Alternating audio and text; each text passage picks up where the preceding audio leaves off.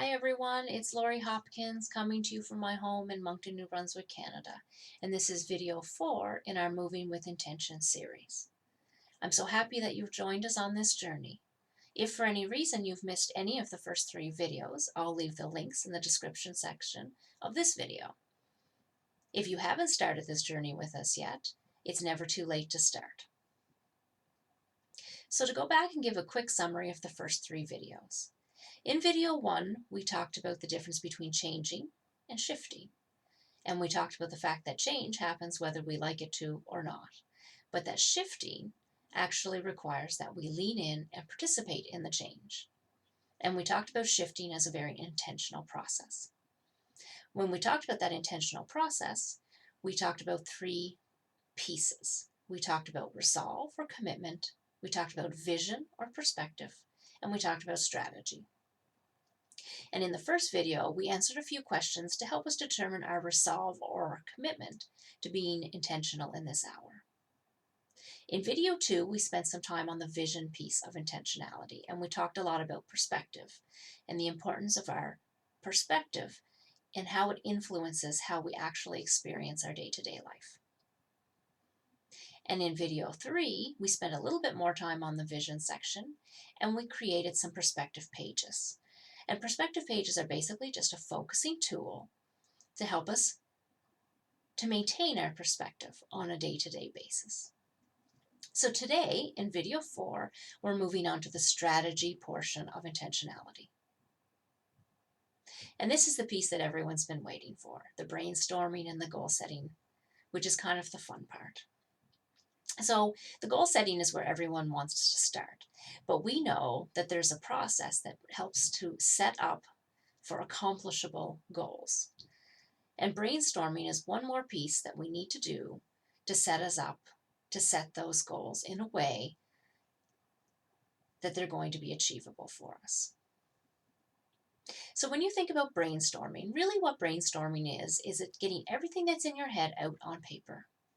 Brainstorming is a great way to get everything out of your head and help with feelings of being overwhelmed or not being sure of where to start. The important thing about brainstorming is that once you get it all out of your head and on paper, you get a better perspective on things. You can look at what's on the paper and you can start to prioritize. What's more important than other things? What has to happen first before the second step, before the third step? So brainstorming is really just a process of getting your thoughts on paper and then taking the time to sit and look at those thoughts and set them up in a little bit more of a logical fashion.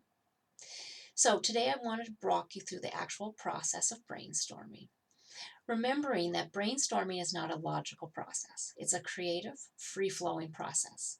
This is not something that you need to think deeply about. It's really just about taking a pen or a pencil or a marker and getting it out of your head and getting it onto a piece of paper. The logical piece will happen after you get the brainstorming piece done. So you're going to need some paper. I like to work with larger craft paper, but if you don't have craft paper around, you can use a piece of bristle board or you can take some loose leaf papers and tape them together.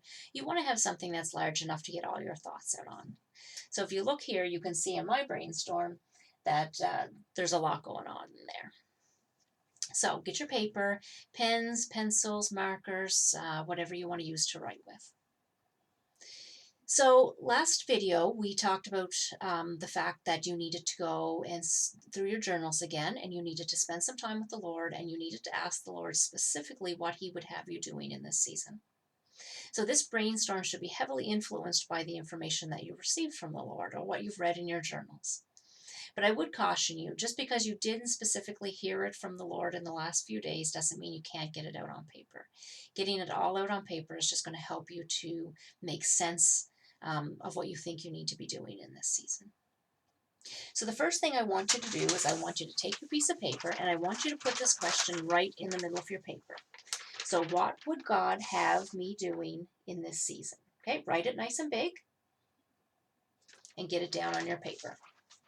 So basically you're going to work from that question for your whole brainstorm. So the next thing that you're going to do is you're going to start branching out from that question. So for me, it made sense to branch out into 4 areas. You don't have to do that. It's whatever makes sense to you. So you can see on my brainstorm that I started out with work, spiritual, physical, and home. Okay? So from that initial question, I branched out into 4 different areas. So then what you're going to do is you're going to continue to branch out from those areas. So you can't really read my brainstorm, and that's okay because yours is going to be very individual to you. But I just want you to see what the process looks like. So if you look here, you can see that, for example, under home, okay, so this was my initial question, what would God have me doing in this season?